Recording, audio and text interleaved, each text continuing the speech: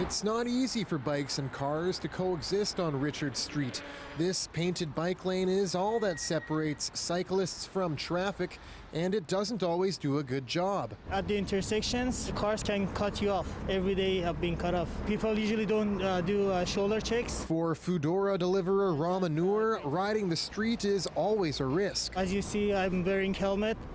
But again, my life is at the stake. This bike lane was one of many installed in 2013 as part of the city's long-term transportation plan.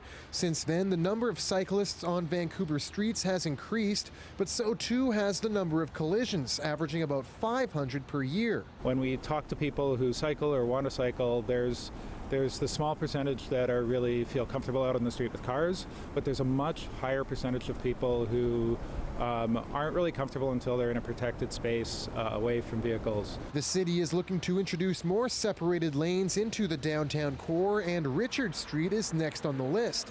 It's moving forward with a two-way path running from Cordova all the way down to Pacific. We already see people coming the wrong way up this lane, and it's for lack of an alternative. But there's only so much room along this street. The bike lane would reduce traffic to just one lane outside of rush hour. It would also take away 50 parking spots along Richards. Some drivers aren't thrilled. It seems that the traffic is there's more and more traffic in Vancouver, and it seems like there's less and less parking going on, but lots of bike lanes. But the city maintains there's plenty of parking off the street, and the disruption to traffic will be minimal. The traffic volumes on Richard Street aren't very high.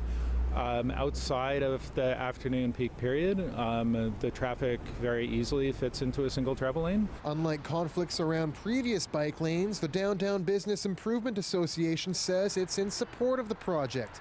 The city is holding an open house next week and hopes to begin construction in September. John Hernandez, CBC News, Vancouver.